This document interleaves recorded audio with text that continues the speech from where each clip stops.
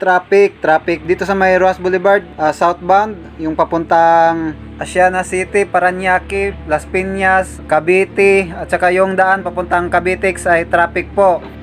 Pati na rin yung liliko dito sa may EDSA extension, yung papuntang Makati or yung papuntang Baclaran ay medyo kailangan talaga na lamig lang ng ulo dito banda sa Rojas Boulevard southbound, kasi ang daan kailangang umilalim doon sa tulay sa EDSA.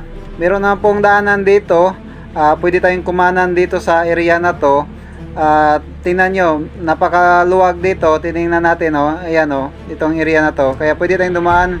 Kakanan tayo dito sa may pavilion, itong building na to. Tapos ang daan natin doon sa Makapagal. Tapos titingnan din natin yung sitwasyon doon, para kung nagmamadali kayo at saka gusto nyo na umiwas sa traffic na to, may iba kayong alam na daanan at hindi tayo madili sa traffic na to.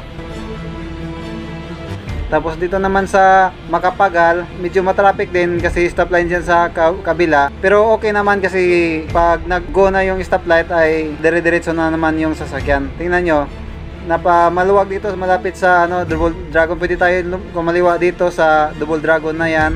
Tapos pwede rin dumiretso sa Makapagal, papuntang Cavitex, papuntang Pitex, at saka iba pang lugar sa Cavite. I-share nyo rin mga kapatid malalakbay para ma-inform din yung iba nating mga motorista, para hindi sila maabala sa kanilang mga biyahe din.